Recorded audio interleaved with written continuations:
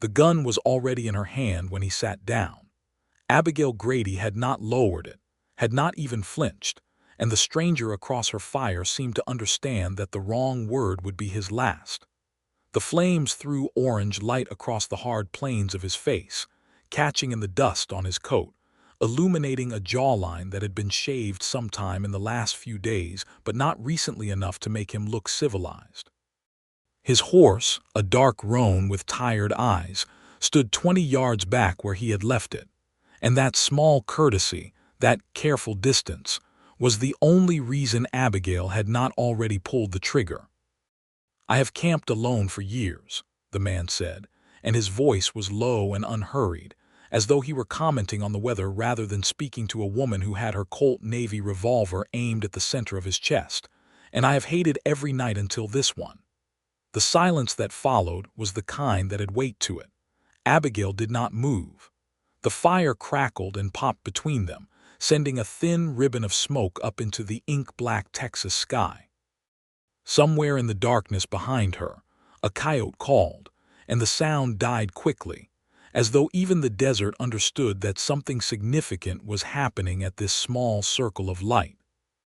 "That is either the most foolish thing a man has ever said to a woman with a gun," Abigail replied, her voice steady in a way that had cost her years to learn, "or the most honest."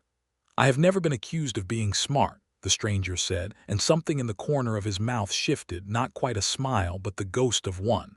"Honest, though, that one has followed me around."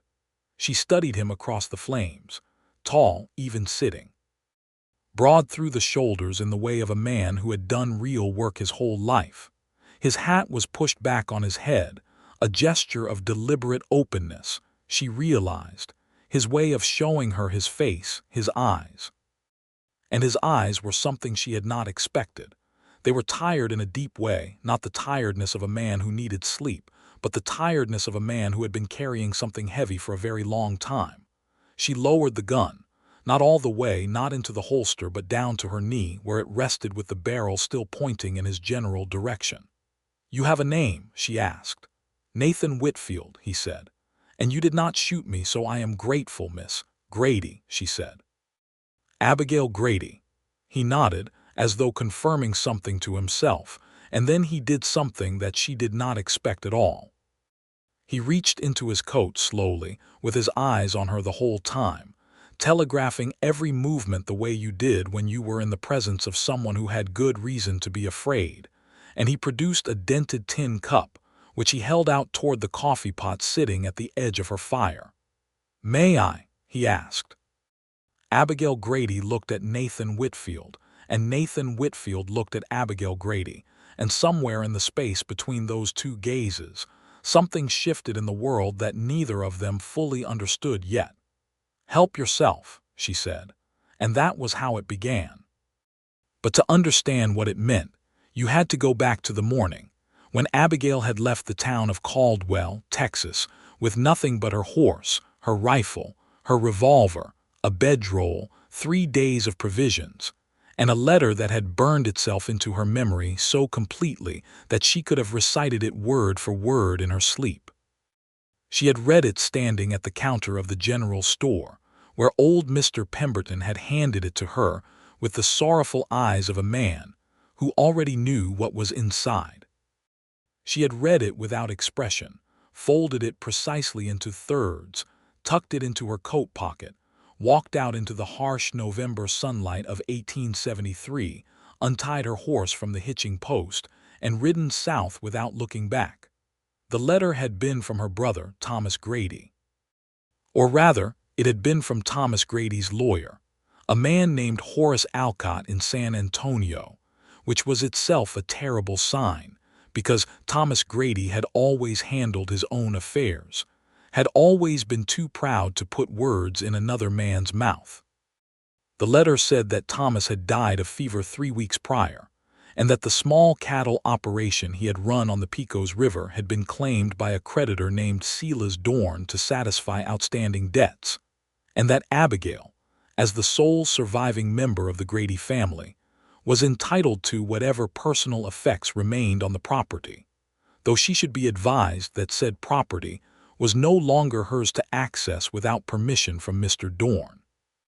What the letter did not say, but what Abigail had immediately understood with the clarity of a woman who had spent her whole life reading the spaces between words, was that Thomas had not simply died of fever.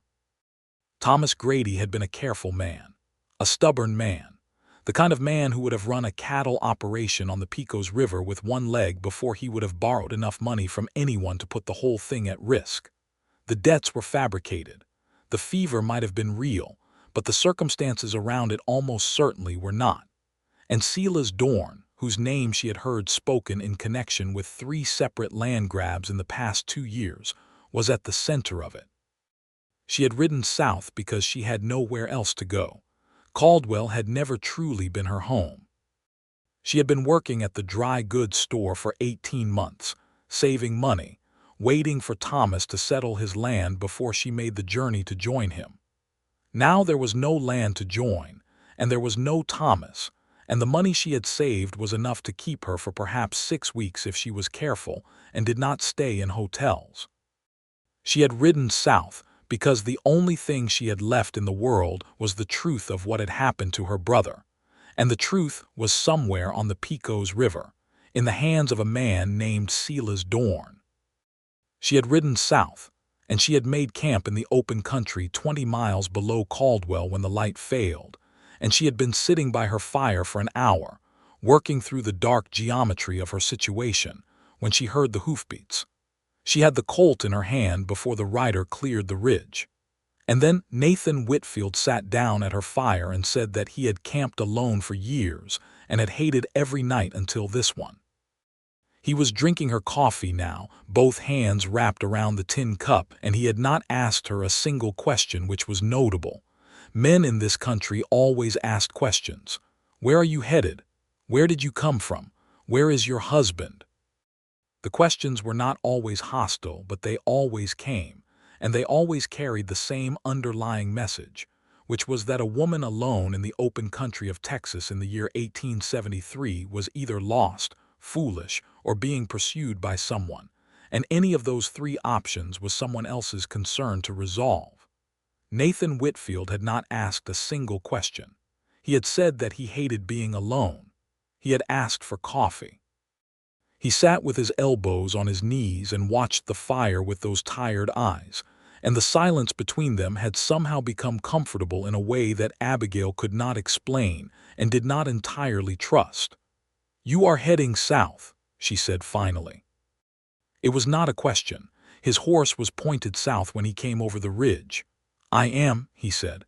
"So am I." He looked at her then directly, with a steadiness that she found both unsettling and oddly respectful. "All right," he said. "That is all you have to say about it." "What would you like me to say?" Abigail considered this. "Most men would say that a woman should not be riding south alone." "Most men," Nathan said, looking back at the fire, "are missing a great deal of information about what women are capable of." He paused. "You had that Colt out before I was 10 yards inside the firelight. Your bedroll is on the north side of the fire, so the flames block you from anything approaching from the south. Your horse is tied close enough that you could reach it in 3 steps. You are not lost, and you are not foolish." Another pause. "Whether someone is pursuing you is your own business." Abigail Grady felt something she had not felt in a long time. It was the specific sensation of being seen accurately, which was rarer than it should have been. "Where south?" she asked. "Pecos River," he said. The word hit her like a stone dropped in still water. "Why?" He turned the cup in his hands. "There is a man named Silas Dorn who has been acquiring land along the southern stretch of the Pecos by methods I would describe as criminal. I have been tracking the pattern for 6 months. I am going to find out what he is doing and expose it." He said it quietly, with the matter-of-fact tone of a man reading a shopping list, and then he looked up at her again. "Why are you going to the Pecos River?" The fire snapped between them. A log shifted and sent up a shower of sparks.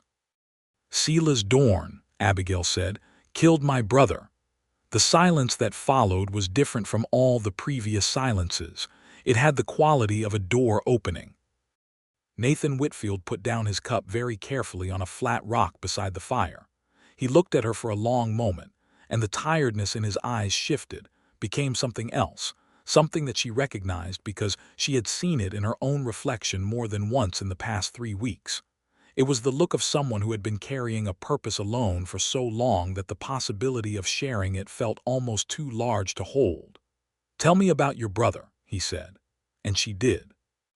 She told him about Thomas, who was 4 years older than her 26, who had gone west from Missouri when she was 19 with $200 and a plan that everyone had laughed at except her.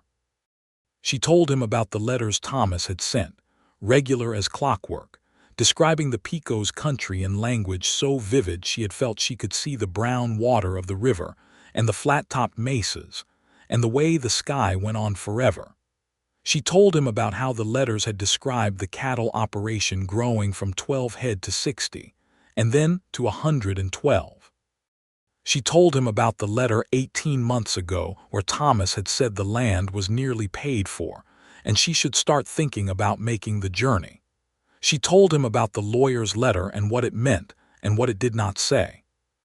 She told him all of it, and Nathan Whitfield listened in the way that only a handful of people in the world truly knew how to listen, without interrupting, without offering solutions before she was finished, without making any sound at all except to occasionally lean forward and add a piece of wood to the fire so the light did not fail.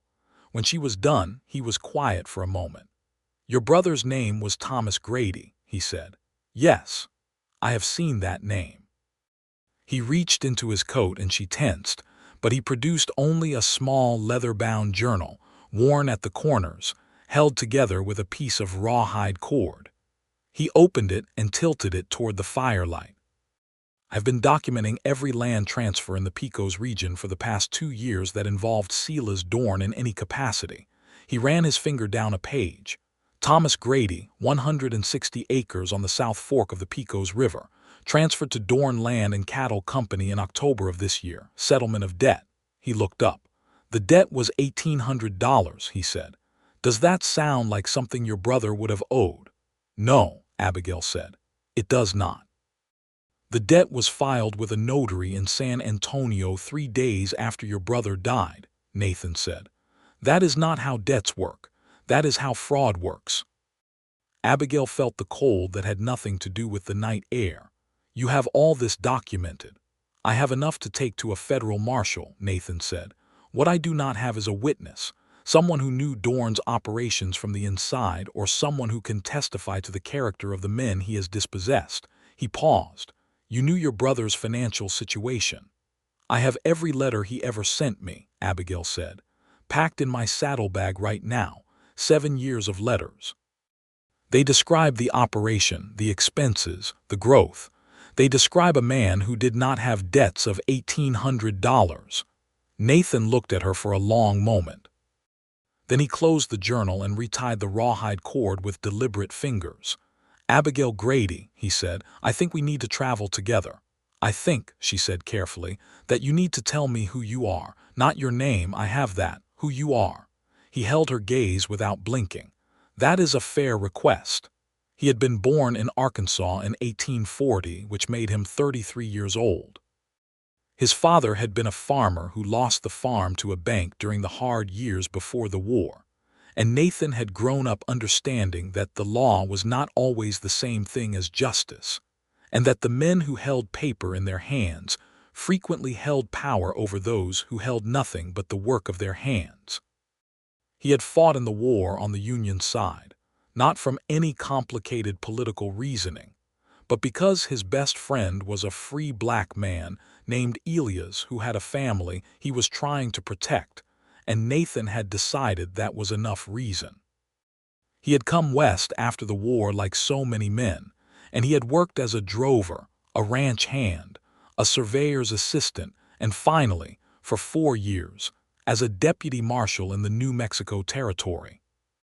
He had left the marshal's office not because he was dismissed, but because a man he had arrested, a land grabber not unlike Silas Dorn, had walked free due to the influence of a territorial judge who had been on the man's payroll. And Nathan had looked at the situation and understood that working within the structure of official law was sometimes the slowest path to actual justice. He had spent the last 2 years as an independent investigator, gathering evidence on land fraud operations across Texas and the New Mexico territory, working with a reform-minded lawyer in Austin named James Coulter, who was building a case for the federal government. He was, in other words, exactly what he said he was. And more than that, he was someone who had chosen a solitary path because the path demanded it, not because he wanted to be alone. "The last 2 years," Abigail said slowly, "you have been doing this alone." "Yes. Why alone?" He was quiet for a moment. "Because the people who Dorn and men like him hurt have families. They have connections. If someone who was connected to me got too close to this kind of work, they would be in danger." He looked at the fire. "Alone is safer for everyone else." "And lonely," Abigail said without thinking, and then felt the directness of it and expected him to deflect, the way men in her experience always did when someone named their feelings accurately. Nathan Whitfield did not deflect. "Yes," he said, "very lonely." They did not make camp together that night in the sense of sleeping near each other. They were strangers, and they were both careful people. But they stayed at the fire talking until the stars had wheeled far across the sky, and when Abigail finally lay down in her bedroll and Nathan moved off 30 yards to his own camp, she found that she was listening for the sounds of the night with a different kind of attention than she had the hour before. Not the vigilant, frightened attention of a woman alone. Something else. Something that included the awareness of another human being nearby who had chosen to be there. She slept better than she had in 3 weeks. In the morning, Nathan was awake before her. There was fresh coffee already made, and he had added fuel to her fire, and he was sitting 20 feet away examining his journal and making notes, and he looked up when she emerged from her bedroll and said good morning with the simple courtesy of a man who had been raised to have manners even when there was no one watching. They broke camp together and rode south. The Texas country around them in mid-November of 1873 was the color of old brass, the grass dried to gold and copper, the mesquite trees thorny and intricate against the pale sky. The land was enormous in the way that only the southern plains could be enormous, not empty exactly, because you could see the hawks working the thermals and the jackrabbits exploding from cover, and occasionally a distant smudge that was a cattle herd being pushed somewhere, but vast in a way that made you feel both very small and very aware of being alive. Abigail rode a bay mare named Chance, which had been the most expensive purchase she had ever made, and the one she had never regretted. Nathan's roan was named Nothing apparently, or at least he referred to the horse only as horse, which Abigail found both practical and slightly concerning about the state of his inner life. "The horse needs a name," she said. "The horse does not seem to mind the current arrangement," Nathan replied. "The horse is suffering in silence, I can tell." He looked at her sideways, and there it was again, that ghost of a smile. "What would you name him?" Abigail studied the roan, who was indeed a dignified animal with a thoughtful expression. "Perseus," she said. Nathan turned this over for a moment. "The Greek hero. He flew, your horse runs, there is a connection." Nathan considered the roan. "Perseus," he said. The roan's ears moved. Nathan looked at Abigail with an expression that was somewhere between surprise and amusement. He responded to it. "He has been waiting for someone to pay attention," Abigail said. "We have that in common." She had not meant it to come out with that much truth in it. Nathan looked at her for a moment, and she looked straight ahead at the horizon, and neither of them said anything, but the words hung in the dry air between them, and she knew he heard them. They stopped at noon in the shade of a dry wash where a trickle of water still ran, enough to water the horses. Nathan produced hardtack and dried beef from his pack, and she added a can of peaches she had purchased in Caldwell, and they sat on the bank of the wash and ate, and discussed the situation with the direct practicality of two people who had both spent enough time surviving to know that emotions and logistics were not separate categories. Nathan spread his journal on his knee. The Pecos River operation ran along a 40-mile stretch of the Southern River, he explained.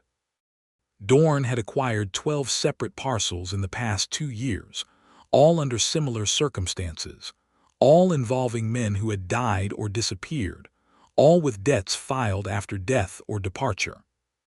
The Dorn Land and Cattle Company was headquartered at a place called Redstone Station, which was not so much a town as a private compound, a collection of buildings on a promontory above the river that Dorn controlled entirely. He employed somewhere between 15 and 20 men, some of whom were genuine cowboys handling a legitimate cattle operation that provided cover for the fraud. "He is not operating illegally in every sense," Nathan said. "The cattle operation is real. The land is being used. That is why no one has moved against him. On the surface, it looks like a man building a ranching empire. And underneath," Abigail said, "underneath it is theft. Systematic, repeated theft dressed up in legal documents that were fraudulently filed." "What do you need to prove it?" Nathan turned a page in the journal. "I have the pattern of the acquisitions. I have the timing of the debt filings versus the deaths. I have 3 men in other counties who lost land through the same process and are willing to give statements." He paused. "What I need is something from inside Dorn's operation, a document, a record of correspondence. Something that shows the debt filings were fabricated before the deaths occurred, not after." Abigail thought about this. "How would you get that?" "By getting close enough to the operation to find it." "And how do you do that without Dorn knowing who you are?" "He does not know who I am," Nathan said. "I have been careful. I have never been to the Pecos River. No one there has seen my face. But you cannot just walk into Redstone Station as a stranger and start looking through his files." "No," Nathan agreed. "I need a reason to be there." He closed the journal. "I have been thinking about this for 2 months. I cannot find a way in that does not require something I do not have."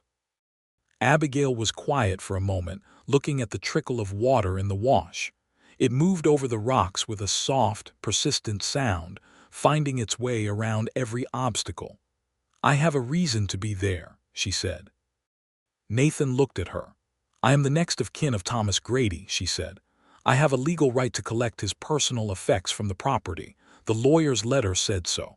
I can ride into Redstone Station openly with documentation and request access to what was my brother's." She paused. "And while I am there, I can look." "Abigail, I am not asking your permission," she said, and her voice was perfectly level. "I am telling you that I have a way in that you do not.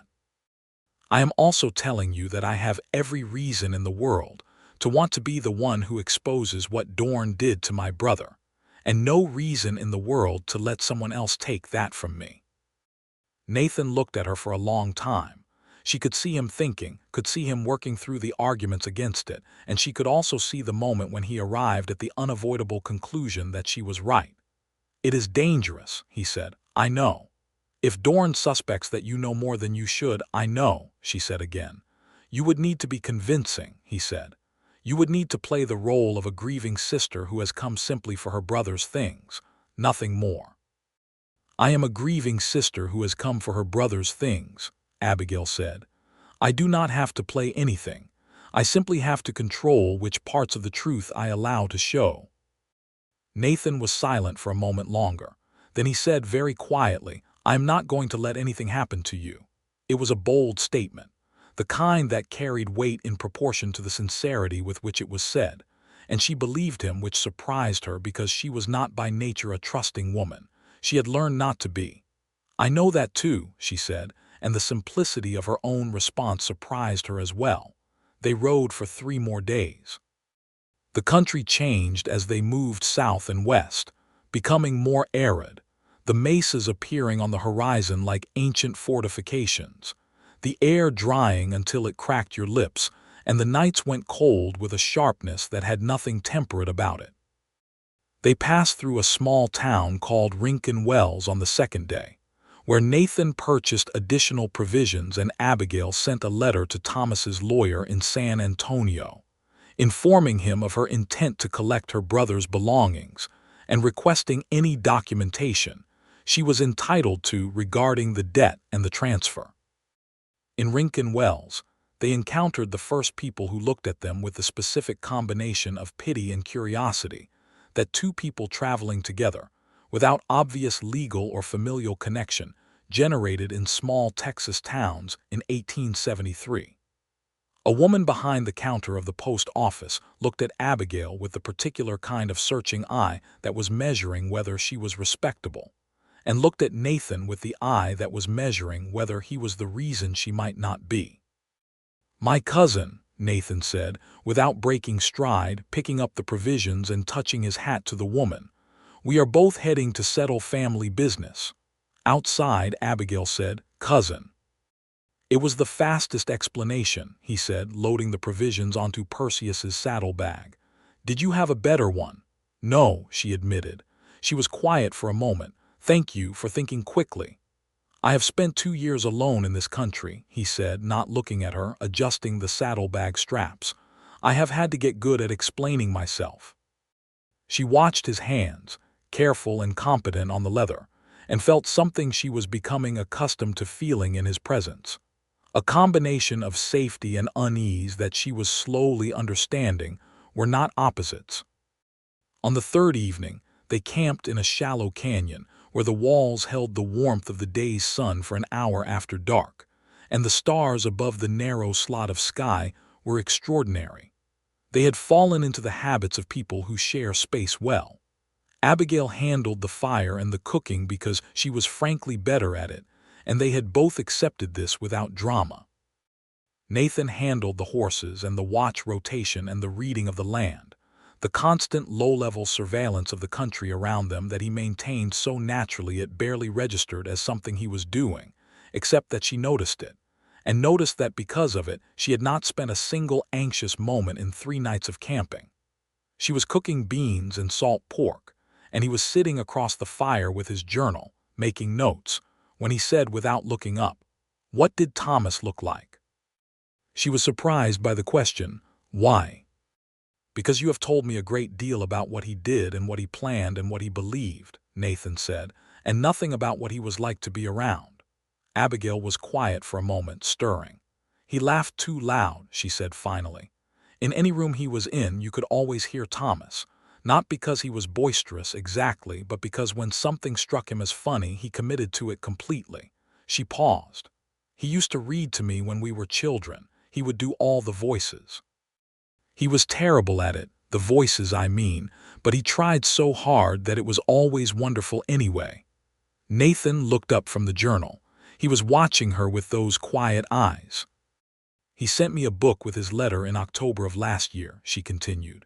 "He had bought it from a traveling salesman. It was a collection of poems.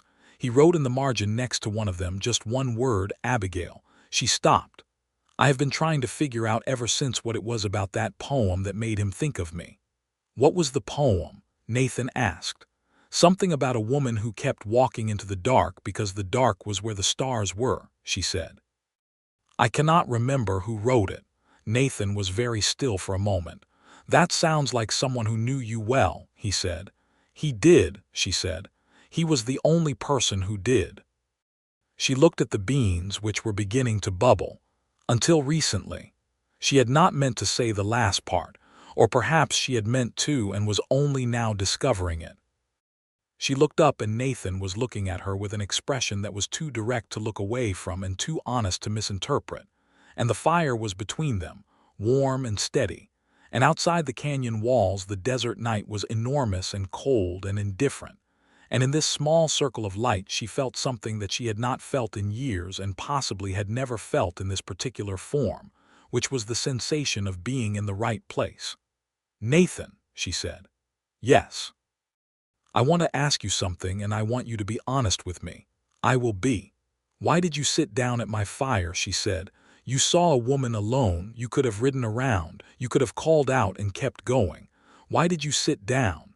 He was quiet for so long that she thought he might not answer. "I have been alone for 2 years," he said finally.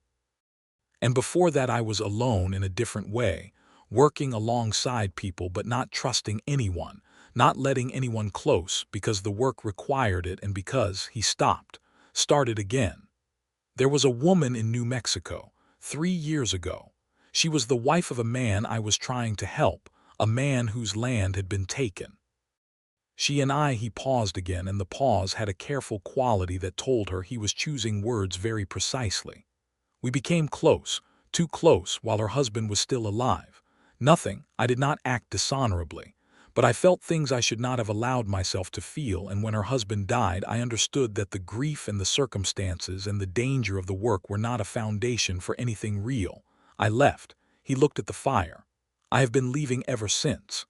And tonight I came over that ridge and I saw your fire, he said, and I was so tired of riding past the light. He looked up at her. I was so tired of choosing alone. The beans were done. They ate and they talked about other things, easier things, the route tomorrow and the likely layout of Redstone Station and what Abigail's approach should be. But underneath all of it ran the current of what had been said, warm and persistent, like the water in the dry wash, finding its way around every obstacle. They reached the Pecos River on the fourth day. It was not the grand waterway that Thomas's letters had sometimes implied. It was a river the color of red mud, narrow and working hard to justify its own existence in the dry country, lined with cottonwoods that had gone bare and brown in the November cold. But there was life along it, cattle signs everywhere, the occasional distant roof line and smoke on the southern horizon that Nathan said was Redstone Station. They stopped on a low rise overlooking the river valley. "I will go in tomorrow morning," Abigail said, "alone." "I will be half a mile east," Nathan said. "I will watch the station. If you are not out by midday, give me until 2 in the afternoon," she said. "If I find something, I will need time."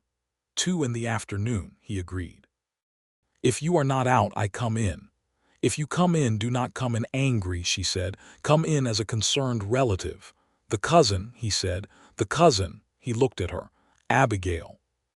Whatever you find in there, be careful what you take. If he knows something is missing." "I know," she said. "I am not going to take anything. I am going to look and I am going to remember and I am going to walk out with my brother's letters and his Bible and whatever small things are left of his life, and I am going to be exactly the grieving sister I am." She paused. "And I am going to find out what happened to him." That night they camped in the cottonwoods by the river, and the sound of the water was different from the silence of the open plain, softer and more constant, and Abigail found it harder to sleep. She lay in her bedroll and watched the cottonwood branches move against the stars and thought about Thomas, about his laugh, about the marginalia in the book of poems, and she felt the grief that she had been holding at arm's length for 3 weeks come a step closer. She heard Nathan move. He was in his bedroll 10 feet away, and she heard him turn, and then she heard him say very quietly, "Are you awake?" "Yes." A pause. "Are you all right?" She considered lying. It would have been the prudent thing, the self-sufficient thing, the thing that the version of herself she had spent 7 years building would have done automatically. "Not entirely," she said, "but I will be." Another pause. "Would it help to talk?" "No," she said. "I think I just need to let it be what it is for a while." "All right," he said. "Nathan." "Yes. Thank you for asking." "Of course," he said, and his voice in the dark had a quality that she pressed against like a cold person pressing against warmth. In the morning, Abigail dressed carefully. She was not a woman who cared much about appearance in terms of vanity, but she understood that appearance was a language and she needed to speak it correctly today. She wore her better dress, which was wool and dark blue and had been packed in her saddlebag. She brushed her dark hair and pinned it properly. She wore her coat, which was good quality if worn. She put the lawyer's letter in her coat pocket. She left her Colt revolver with Nathan. "No," he said immediately when she held it out to him. "If I walk in there with a revolver on my hip, I am not a grieving sister," she said. "I am someone who came prepared for a fight, and he will know it." "Abigail, I have a small knife in my boot," she said. "I always have that, but the revolver stays with you." He took it reluctantly. He held it in both hands and looked at her, and his expression was more unguarded than she had seen it, something open and unhappy in it that he was not quite managing to keep contained. "Come back," he said. "I will," she said. She mounted Chance and looked down at him from the saddle. "Try not to spend the whole morning imagining catastrophes." "I make no promises about that." She rode south along the river toward the smoke. Redstone Station was exactly the kind of place that a man like Silas Dorn would build, substantial in a way meant to communicate permanence and authority. The main building was adobe and timber, 2 stories, with a covered porch running the length of the front. There were 4 smaller outbuildings, a large corral holding 24 horses, and a bunkhouse behind the main structure. 2 men with rifles were visible on the porch, and 2 more were moving around the corral. The place sat on a flat-topped promontory above the river exactly as Nathan had described, with clear sight lines in 3 directions. Abigail rode in at a walk, making no attempt at concealment, sitting straight in the saddle. Silas Dorn came out onto the porch before she reached the hitching post. He was perhaps 50, heavy through the chest and shoulders, with a face that might have been handsome once, and had settled into the hard planes of a man who had made enough decisions about other people's lives that his own feelings about those decisions no longer moved him much. He wore a good suit, slightly incongruous in this setting, and he watched her approach with the particular stillness of a man accustomed to evaluating everything that came toward him. "Good morning," Abigail said, dismounting. She tied Chance to the hitching post with deliberate calm. "I am looking for Mr. Silas Dorn." "You have found him," Dorn said. His voice was measured and pleasant, the voice of a man who had learned that pleasantness was the most disarming tool available. "My name is Abigail Grady," she said. "Thomas Grady was my brother. I received notification from your legal representative, Mr. Horace Alcott, that I am entitled to collect my brother's personal effects from this property." Dorn came down the porch steps. He extended his hand with smooth courtesy, and she shook it. "Miss Grady," he said with something in his eyes that she catalogued carefully. Surprise, yes, but also calculation, immediate and busy. He had not expected her. "Good. I am deeply sorry for your loss. Please come inside." The interior of the main house was businesslike. A large central room that served as an office and meeting space, with a heavy desk, leather chairs, a fireplace, and walls lined with shelves holding ledgers and files. She noted everything. Dorn offered her coffee, which she accepted because refusing would seem strange. He sat behind his desk and she sat across from it, and they had the conversation that the situation required, which was a performance on both their parts. He expressed condolences with practiced fluency. She expressed grief with controlled sincerity, which was not difficult because the grief was real. She was simply not allowing it the full amplitude it wanted. He told her that Thomas had been a good man, a fine neighbor, that the circumstances of his death had been a tragedy. He told her that the debt had been an unfortunate situation that had been building for some time. He told her that he had done what he could to make the transition fair. She listened to all of it and kept her face in the expression of a woman who was sad and tired and grateful for small kindnesses. "I would very much like to collect his personal items," she said. "His letters, his Bible, his tools, whatever small things remained." "Of course," Dorn said.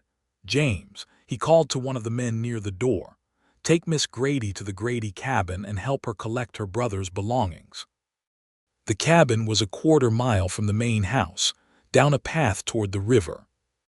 It was a small structure of timber and adobe that Thomas had clearly built himself, and the sight of it hit Abigail with a force she had to physically absorb. She kept walking. The man named James unlocked the cabin door and stood back. He was young, perhaps 20, and had the air of someone new enough to this operation that he had not yet become entirely certain about its character. He waited by the door. Inside, Thomas's life was in organized disarray.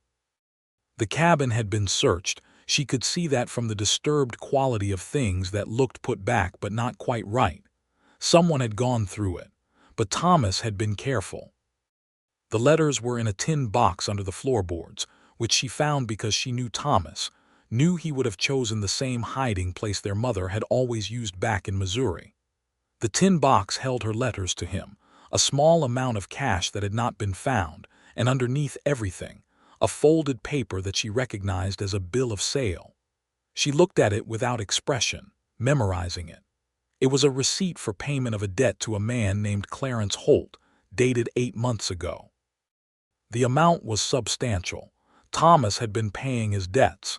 He had been paying them and they had been received, and this receipt proved it. If the debt that Dorn had filed after Thomas's death was for the same obligation, then either Thomas had been paying a debt that was not his, or Dorn had filed a fraudulent claim on an obligation that had already been settled. She could not take the receipt. If it disappeared, Dorn would know someone had found it. She memorized it. She memorized the date, the amount, the name of the creditor, the signature. Then she put it back exactly where she had found it, replaced the floorboards, took the tin box of letters and Thomas's Bible and his small collection of tools, and walked back to the main house. She thanked Silas Dorn for his courtesy. She said she was grateful for his understanding in this difficult time. She shook his hand again and felt the weight of knowing what she knew, and she kept every particle of that knowledge behind her eyes where it could not be seen. She rode north along the river at the same unhurried pace she had ridden in. Nathan was where he said he would be, half a mile east, in a stand of scrub oak on a low rise. He came out when he saw her, and she could see in his posture the moment he registered that she was all right, the slight release of something held tight. She dismounted and walked to him, and she said, "I found something. I could not take it, but I have it." And she told him every detail of the receipt, the date, the amount, the creditor's name, the signature, and he wrote it all down in his journal with careful urgency. "Clarence Holt," he said when she was done. "I know that name. He is a creditor in San Antonio. He handles legitimate debt collection." He looked up. If Thomas paid Holt 8 months ago and Dorn filed a debt claim for the same amount 3 days after Thomas died, then Dorn committed fraud, Abigail said. Provable fraud. "We need to verify that the payment was received," Nathan said. "We need a record from Holt's office showing the settlement." "How do we get that?" "Ride to San Antonio," he said, and there was energy in him now that she had not seen before, a focused, contained urgency. "We go to Holt's office and we ask for the records. They are public. If the debt was settled, it will be in his books. San Antonio is 5 days from here." "Yes, Dorn might move in that time. He has been operating for 2 years, Nathan said. "He is not going to move quickly. He does not know he has been found out. You were just the grieving sister today, correct?" "I was," she said. "I was perfect." And despite everything, despite the grief and the cold and the weight of what she carried, something in her felt the rightness of that, the satisfaction of having done a difficult thing well. They looked at each other, and the relief of the morning's survival was in the air between them, warm and immediate. Without quite deciding to, she reached out and put her hand on his arm. He looked down at her hand, and then up at her face, and his expression was something she wanted to keep, something she wanted to put in a tin box under the floorboards of her heart. "You were more than perfect," he said quietly. "You were extraordinary." They broke camp and rode east, putting distance between themselves and Redstone Station before nightfall. The country opened up around them, the mesas falling behind, the sky going wide again, and by the time they stopped for the night they were 15 miles from the Pecos River, and the tension of the day had softened into something that felt, cautiously, like relief. Over the fire that evening, something was different between them. Some layer of guardedness that had been present in the previous days had thinned. They talked more freely, interrupted each other more, laughed once or twice, which was something new and which changed Nathan's face in a way that she found unexpectedly difficult not to look at. He had a good laugh. It was quiet but genuine, the kind that came from a real place. "Tell me something about yourself that has nothing to do with any of this," she said. He thought about it. "I read," he said. "Whenever I am in a town with a bookshop or a library, I buy or borrow something. I have a very small collection in a pack that is probably too heavy." "What are you reading now?" "Trollope," he said, which was not what she had expected. "The one about the politician. It is about a man who wants to do right but keeps being constrained by what is politically acceptable." He paused. "I find it useful for understanding why things are the way they are." "What would you do if you were not doing this?" she asked. "The investigations, the fraud cases. If the world were organized differently and none of this was necessary. He was quiet for a moment. I would like to have land, he said, not to build an empire with it.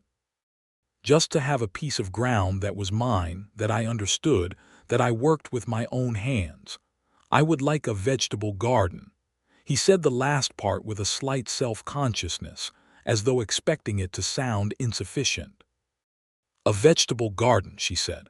I know it is not. My mother had a vegetable garden, Abigail said. In Missouri, every single year. She said it was the only thing in the world that was entirely honest. You put seeds in the ground and either they grew or they did not, and nothing could lie its way around that. Nathan looked at her across the fire, and his eyes had that quality again, that deep, tired quality, but there was something else in them now, something newer. What would you do? He asked. She considered. Teach, she said, surprising herself slightly with the certainty of it. I have always wanted to teach. Thomas used to say I had the patience for it and the stubbornness, which he said were the only two qualities that actually mattered. He was right, Nathan said. Have you seen me teach anything? I have seen you in 5 days of difficult circumstances, he said, and not once have you been impatient with anything that deserved patience. You have been impatient with dishonesty and injustice, which is the correct application of impatience. She looked at him for a long moment. Nathan. Yes. What is this? She said, gesturing between them, because she was a woman who had learned that naming things directly was always better than circling them. He held her gaze, and he did not look away, and he did not offer the easy deflection of pretending not to understand. I think, he said carefully, that it is the most surprising thing that has happened to me in a very long time. He paused. And I am aware that we have known each other for less than a week, and that everything about the circumstances makes it difficult to trust one's own perceptions. Yes, she said, I am aware of all of that. And I think, he continued, that some things are real regardless of when they happen. I think that my being alone for 2 years has not made me confused about what it feels like to not be alone. He paused again. And I think that the way I feel when you ride back from somewhere that I was afraid for you is not something I am likely to misidentify. The fire crackled. The desert night was cold around them and the fire was warm. I am not in a position to make anyone promises, Abigail said. I have nothing resolved. I have no home, no income, no. I am not asking for promises, Nathan said. I am simply telling you what is true for me. You can do whatever you like with it. She looked at him across the fire, this man who had sat down uninvited at her camp 5 days ago and said the most disarming sentence she had ever heard, and she thought about all the years she had been careful, all the years she had been self-sufficient, all the years she had kept her own counsel and done her own arithmetic and made her own way. I appreciate honesty, she said finally, more than almost anything. I know, he said. I have noticed. Then I will tell you what is true for me as well, she said. 5 days ago I was alone and frightened and furious, and I could not have told you which of those 3 things was loudest. Tonight I am still furious because what Dorn did to my brother is monstrous and I have not forgotten it for a single minute, but I am not frightened, and I am not alone. She paused, and the reason for both of those things is sitting on the other side of this fire. Nathan Whitfield put down his coffee cup very slowly. Abigail, he said. I know, she said. One thing at a time. Yes, he said. One thing at a time. They rode to San Antonio. The journey took 5 days, and they were different days than the ones before. Not less complicated, but warmer somehow, as though the admissions around the fire had changed the temperature of the air between them by some precise number of degrees. They talked more easily. They disagreed more openly, which was its own form of intimacy, the freedom to push back without worrying about what the other person would do with the disagreement. Nathan had opinions about land policy that she found too pessimistic. She had opinions about federal law enforcement that he found too optimistic. They argued about both with the pleasure of people who had been deprived of good argument for a long time.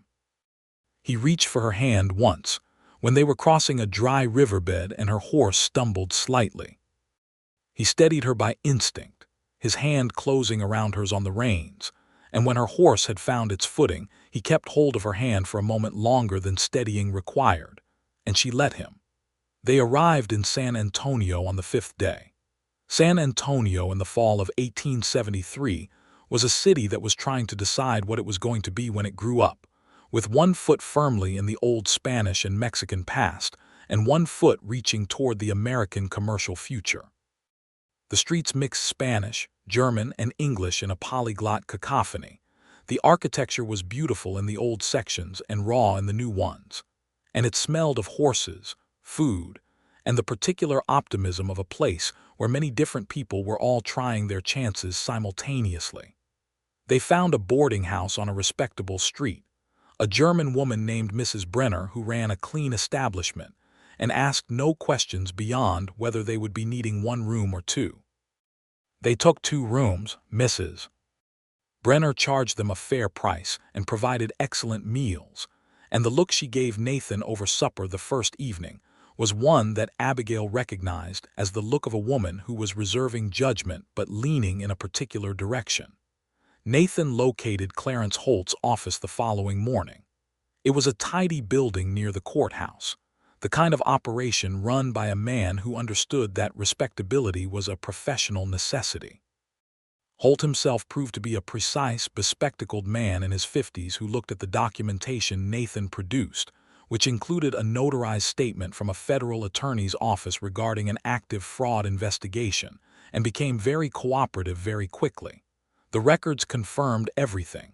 Thomas Grady had paid his debt in full to Clarence Holt's firm 8 months before his death.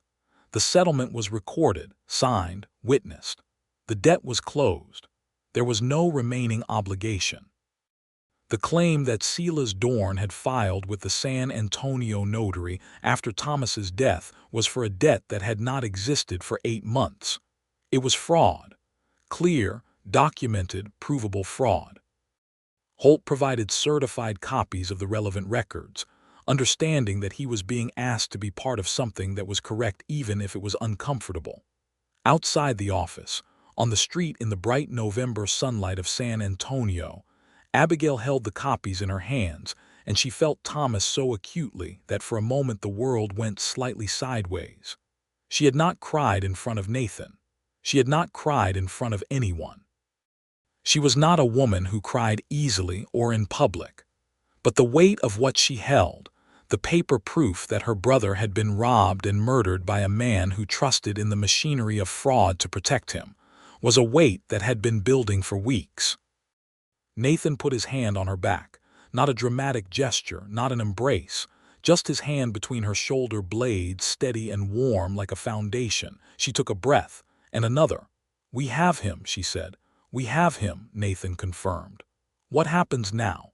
"Now we go to the federal marshal's office," Nathan said.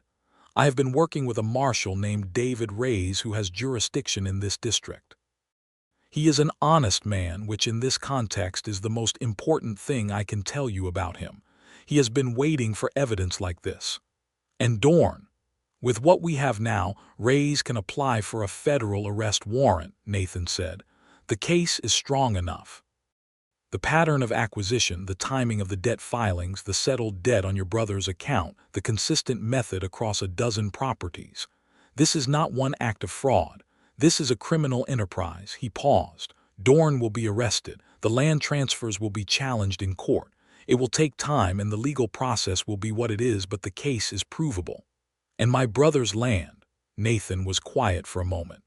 "I cannot promise you a timeline," he said. "But if the transfer is found fraudulent by a federal court, the land reverts. It would be your inheritance." She thought about the small cabin on the river, Thomas's careful hands on the timber and adobe. She thought about beginning. "One thing at a time," she said. "Yes," he said. Marshal David Reyes proved to be exactly as Nathan had described.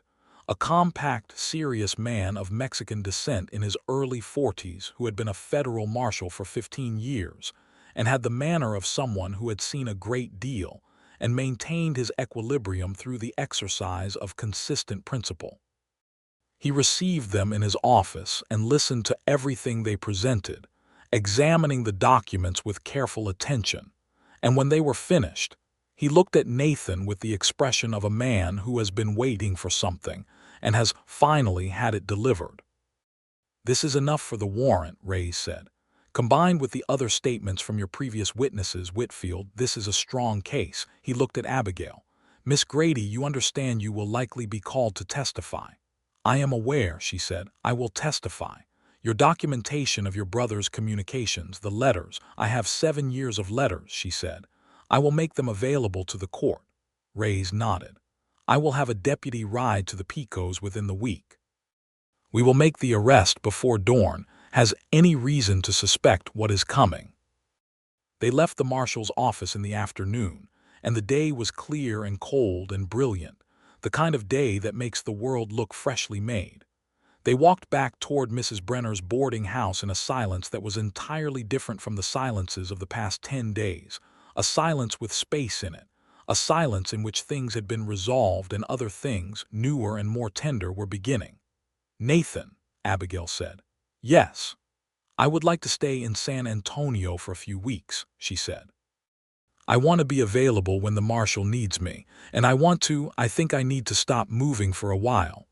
"Of course," he said immediately, she stopped. He stopped walking.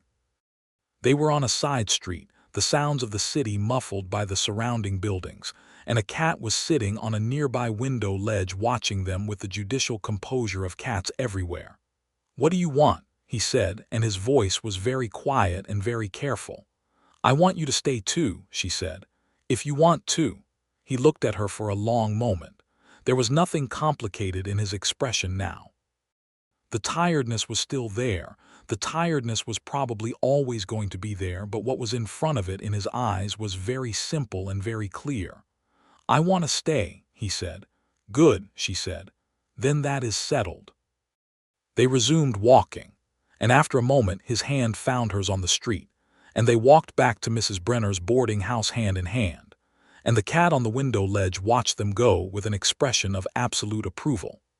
The weeks in San Antonio were something Abigail would keep for the rest of her life in the specific way that certain periods of time become both memory and foundation, the thing you return to when you need to understand who you are and how you came to be that person. Nathan did not rush anything. He was, she discovered, a man who understood the difference between urgency about the right things and haste about the wrong ones. He brought her books from a small bookshop on Commerce Street. He argued with her about Trollope over Mrs. Brenner's excellent dinners. He walked with her in the evenings along the river that ran through the city, the San Antonio River, nothing like the Pecos, gentle and urban, and surrounded by old stone walls.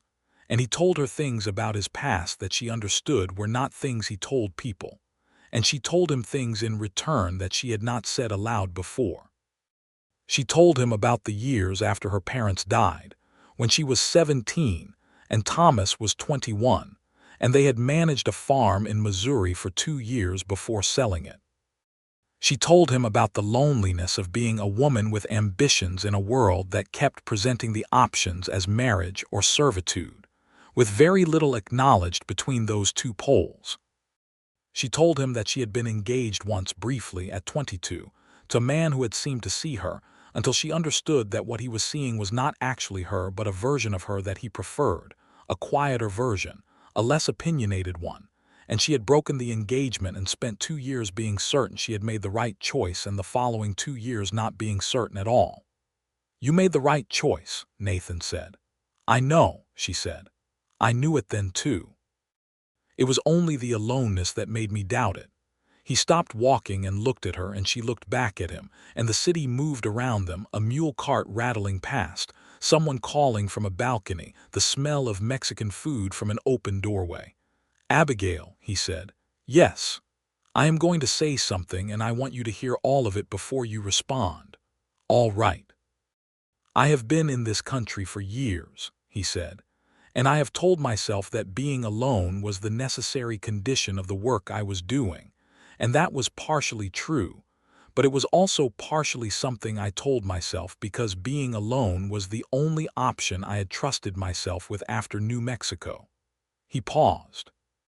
And then I came over a ridge in the dark and found you sitting by your fire with a Colt Navy revolver pointed at my sternum, and something happened that I have been trying to understand ever since." He looked at her steadily. "I do not want to be alone anymore. I do not want to ride past the light. And the reason for both of those things is standing in front of me, and I think you know it." "I know it," she said. "I am 33 years old, and I have nothing to offer you in the material sense except a roan horse, a leather journal full of evidence of fraud, and the capacity to make a fire in wet weather, which I have not had occasion to demonstrate but assure you is genuine." "Nathan." "I am also honest," he said, "and I am not going anywhere, and I think you are the most remarkable person I have ever met, and I would very much like the opportunity to spend a great deal more time demonstrating all of those qualities." He paused. "That is what I wanted to say." Abigail looked at him for a long moment. The cat on the window ledge of her memory observed the situation with judicial composure. "I accept your honest inventory," she said, "and I will submit my own. I have a bay mare, 7 years of letters, a Colt Navy revolver that you currently have in your possession, a working knowledge of dry goods inventory that is not as useless as it sounds, and an excellent memory which you have already had the benefit of." She paused. "I am also stubborn and opinionated, and I will argue with you about land policy forever, and I find your pessimism occasionally maddening even when you are correct." "I am aware," he said. "And I would very much like," she said, "to stop being alone too." He reached up and touched her face with the back of his hand, the lightest possible contact, a question more than a statement, and she turned her face into it the way a cold person turns toward warmth. He kissed her there on the street by the river in San Antonio, and it was not a dramatic kiss, not the desperate collision of people who have been holding back too long, but the deliberate, careful kiss of two people who know that what they are beginning is something they intend to keep, and who are therefore treating it with the seriousness and the tenderness it deserves. When they broke apart, a woman passing them on the street made a small sound of either delight or disapproval, and neither of them looked to find out which. "Well," Abigail said. "Yes," Nathan agreed. "That was yes," he said again, and his voice had something in it that she had not heard before, something relaxed and glad and entirely without reservation. The arrest of Silas Dorn came on a Tuesday morning in early December, when Marshal David Reyes and 4 deputies rode into Redstone Station and presented the federal warrant. Dorn did not resist, which Reyes reported to them afterward with a professional satisfaction that was the closest he allowed himself to visible emotion. Dorn apparently understood the moment he saw the paperwork that the machinery had turned against him, and a man who uses legal instruments as weapons knows better than most what it means when those instruments are deployed correctly against him. Abigail received this news at Mrs. Brenner's boarding house from a deputy who came to the door with a formal message from the marshal. She read it twice, folded it once, and sat in the chair by the window for a long time looking at the street. Nathan came in from outside, where he had been talking to the deputy, and sat across from her without speaking, reading her face. "He is arrested," she said. "Yes. Thomas did not die of fever, did he?" Nathan was quiet. "The investigation will determine that," he said carefully. "The original death record says fever. There will be questions asked about the circumstances." "He would not have just died," she said. "Not Thomas. He was healthy and he was stubborn, and he would not have died of fever at 40 years old in the middle of building what he built." "I know," Nathan said quietly, "and the right people will ask the right questions now." It took another 6 weeks for the full picture to emerge from the federal investigation.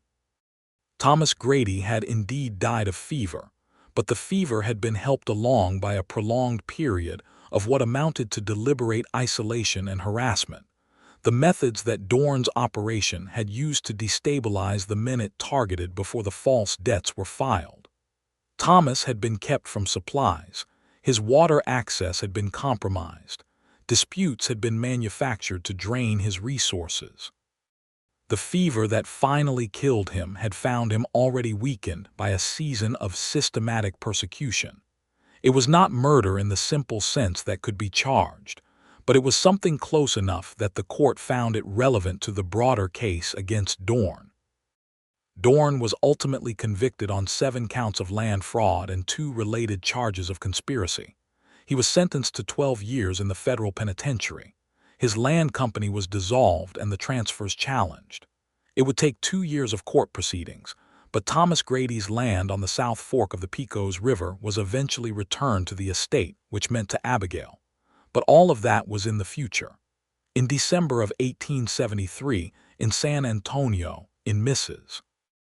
Brenner's boarding house with its excellent meals and its German cleanliness and its landlady, who had decided that Nathan Whitfield was acceptable by the 3rd week, and told Abigail so with the directness of a woman who had no patience for circumspection. What mattered was the present. Nathan spoke to Abigail the week before Christmas.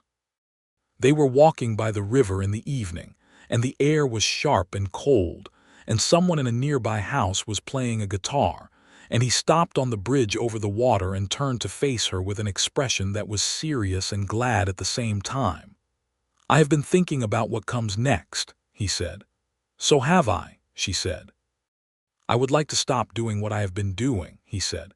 "The investigations. I have given James Coulter in Austin everything he needs to continue the work, and I have done what I set out to do," and I think he paused. "I think it is time to do something different." "What would you do?" "I thought," he said, "about land." He looked at the river. "There is good land along the upper Pecos. Thomas found it. You will have it eventually when the courts are done." And I was thinking. He stopped. "I am going to do this differently than I intended." "Please do," she said. He turned and looked at her directly. "Abigail Grady," he said, "I would like to marry you. I would like to work land next to yours. I would like to spend a very long time arguing with you about land policy and Trollope, and I would like to build a vegetable garden, and I would like to know what you think about every single thing, and I would like to be the person you come home to, and the person you leave from when you must go somewhere, and I would like—" He stopped. His voice had gone slightly rough. "I would like to stop hating every night."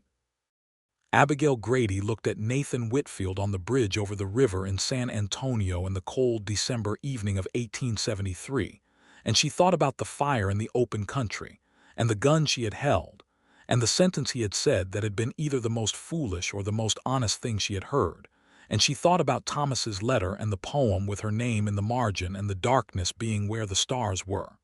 "Yes," she said. "To all of it. Yes." They were married in San Antonio in February of 1874, a simple civil ceremony before a justice of the peace, with Mrs. Brenner as the witness and David Reyes, who had become something approaching a friend, as the second. Nathan wore his good coat, which was better than his road coat, and Abigail wore a dress that she had made herself from blue wool, and Mrs. Brenner cried steadily throughout the brief proceeding and claimed it was the dry air. After the ceremony, over a dinner that Mrs. Brenner had prepared with the serious artistry of a woman who believed that food was how you demonstrated love, Nathan reached across the table and took her hand, and he looked at her with an expression that she understood she was going to see for the rest of her life and never get tired of. "Mrs. Whitfield," he said, as though testing the sound of it. "It sounds correct," she confirmed. "It does," he said. "It sounds very correct." They remained in San Antonio through the spring, for the practical reasons of the ongoing legal proceedings around the Dorn case, and also because there was no urgency about moving on now that they were moving together. Nathan corresponded with James Coulter in Austin, contributing additional documentation to the cases against Dorn's associates. Abigail taught reading to 3 children in the neighborhood for a small fee, organized by Mrs. Brenner, with the same brisk efficiency she brought to everything. The teaching confirmed what Thomas had always told her, that she had the patience and the stubbornness for it, and that both qualities were indeed the right ones for the work. Nathan had, in fact, a larger personal library than she had expected. When the trunk of his books arrived from the New Mexico depot where he had left it in storage 18 months prior, She looked at it for a long time and felt the specific tenderness that comes with understanding something new about a person you have already decided you are going to love forever. "There is a trollope in here I have not read," she said. "Take it," he said. "All of them are yours now. They were always yours." "What's mine," he said simply, "is yours. That is how this works." She looked at him over the trunk. "Nathan, yes. Do you know how rarely that is actually true?" "I know," he said. "I intend to make it one of the things that is always true between us." She crossed the room and kissed him, which led to a conversation of an entirely different kind, and the trollope remained in the trunk until morning. In June of 1874, the court formally vacated the fraudulent land transfer for Thomas Grady's property on the South Fork of the Pecos River. The land reverted to the estate, which was Abigail. The cabin on the river, small and careful and built by Thomas's own hands, was hers. They moved to the Pecos in July. The journey was different from all the journeys before. They went as two people who were going home, which was a word that had not applied to Abigail in years and which now had a specific geographical and human location. The Texas country was hot and golden in the summer, the mesas blue in the distance, the hawks enormous overhead, the sky of a blue so absolute it seemed less like a color than a statement of intent. Perseus and Chance traveled well together, which they had both long since established. The roan had indeed responded to his name consistently, a fact that Nathan acknowledged with the quiet satisfaction of someone who has accepted that he was wrong about something and found the wrongness productive. The cabin on the Pecos River needed work, because it had been empty and then occupied and then empty again, and the occupation had not been kind to it. They spent the first weeks doing repairs, which revealed to both of them things about the other that were purely practical and entirely good. Nathan could do more with timber and tools than she had expected. Abigail could do more with whatever was available than he had expected. They did not divide the labor along the lines that convention would have suggested, and neither of them mentioned convention, because convention was not a particularly useful instrument in this context. The repairs completed, they began to settle into the life that the place suggested. Nathan had money enough from his 2 years of work as an investigator, and Abigail had the property and the small amount of cash from Thomas's tin box, and together it was enough to start carefully. Nathan bought 10 head of cattle from a rancher 30 miles north, a small beginning that was managed with the understanding that it would grow slowly and well. He planted the vegetable garden in August, which was late in the season, but the Pecos climate allowed for it, and she watched him put seeds in the ground with the expression of a man doing something he had waited a long time to do, and she loved him so much in that moment that it was almost alarming. She started a school. It was not a formal school at first. There were 4 other families within 10 miles of them along the river, families who had held their land against Dorn's predation or who had come since, and the children of those families needed education that the nearest town could not provide consistently. Abigail organized a weekly teaching day, which became twice weekly, which by the fall of 1874 was happening 4 days a week with 7 children of varying ages in the cleared area beside the cabin, while Nathan had built a simple structure specifically for the purpose, a single room with a wooden floor and 4 windows and a stove. One afternoon in October, Nathan came in from the cattle work to find her standing in the doorway of the school building, watching the children work through reading exercises, and he stood for a moment watching her, and then she turned and saw him, and whatever was in her face in that moment was something he committed to memory with the care of a man who has learned not to take the important things for granted. "Good day," he asked. "Very good," she said. Jonas Reed read an entire paragraph without stopping. He has been struggling with the long words. She paused. "How is the south fence?" "Repaired. We will not lose cattle through it this winter." He came up beside her in the doorway, and they stood together watching the children, and the late afternoon light was golden on the river below, and the cottonwoods had gone gold too, and the mountains in the distance were deep purple, and the sky was beginning to go orange at the edges. "Nathan," she said. "Yes, I need to tell you something." He turned to look at her, reading her face the way he had become expert at over the past year. "I am going to have a child," she said. He was absolutely still for a moment. Then his face did something she had never quite seen it do before. All the careful layers went away at once, and what was underneath was so unguarded and so complete that she felt it like sunlight. He put his arms around her, there in the doorway of the school building with the children working inside and the river going gold in the afternoon, and he held her with the specific tenderness of a man who understands that he is holding something extraordinary. "When?" he managed. "April, I think," she said. "April," he said, as though the month itself had become precious. "Abigail." "I know," she said. "I am so—" He stopped, started again. "I am so—" "I know," she said again, and she laughed.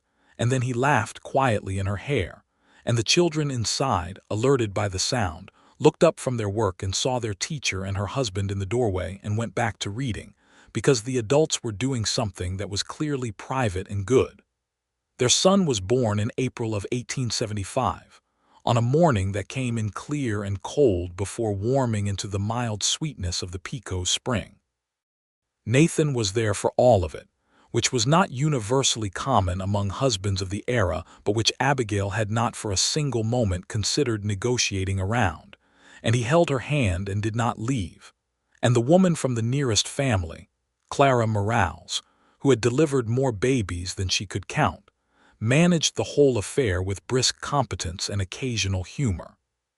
The baby was healthy and loud about his opinions from the first moment, which Nathan said was going to be a trait he would need to manage, and Abigail said was a perfectly good trait for a Whitfield and Grady combined. They named him Thomas James Whitfield.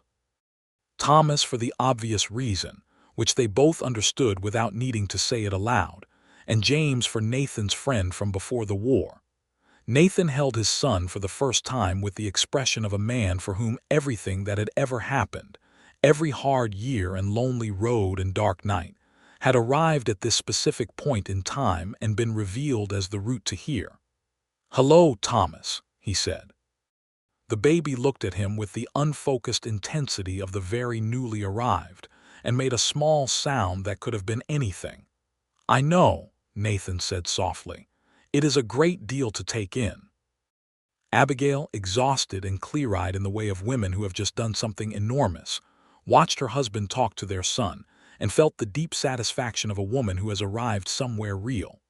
By the summer of 1875, the Whitfield place on the Pecos River had become what Thomas Grady had always intended the land to be, a working home. The cattle had grown to 40 head. The school had 7 regular students and was recognized by the county, which meant a small stipend. The vegetable garden was, as Nathan's mother had apparently been, a serious operation, and what it produced beyond their own needs went to the other families along the river at prices that were fair and sometimes not prices at all. Nathan had received a letter from James Coulter in Austin in the spring, telling him that the federal reform case that had grown in part from Nathan's 2 years of documentation had resulted in new regulations for land transfers in Texas, requiring additional verification of debts filed after deaths. It was not everything. It was not enough. But it was something, and Coulter wrote that Nathan's contribution had been essential to making it happen. Nathan read the letter at the kitchen table and folded it carefully and put it in a drawer, and that was the extent of his response to it, which Abigail found both characteristic and moving. "You should be proud of that," she said. "I am," he said. "I am also hungry. What are we having for supper?" she laughed. And the baby, who was learning to make sounds with purpose, looked up from the blanket where he was conducting his own investigations of the physical world, and made the sound that they had recently identified as his version of laughter, a small expelled brightness that made everything in the room feel larger. The second child came in the summer of 1877, a girl they named Margaret, for Abigail's mother, who had kept the honest vegetable garden in Missouri. Margaret arrived with considerably less drama than her brother, as though she had assessed the situation in advance and decided efficiency was the correct approach. She had Nathan's eyes and Abigail's hair and Thomas's opinion of her own importance, which was to say, a very high one, and the household that had been structured around Thomas Jr.'s loud and particular personality expanded to accommodate Margaret's equally particular but considerably quieter one. Thomas Jr., at 2 years old, was fiercely devoted to his sister from the moment she arrived, which Nathan said was the most genuinely unexpected development of his life, having expected the usual jealousy of firstborns, and which Abigail said she had fully anticipated because Thomas Grady's sister had always been the most important person in his world too.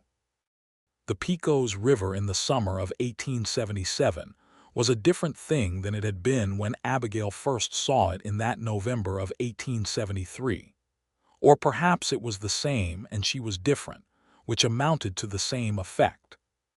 The water was red and working in the dry heat, the cottonwoods were full and silver green, the cattle were fat on the summer grass, the school was full, the garden was producing with the relentless honesty that her mother had always counted on.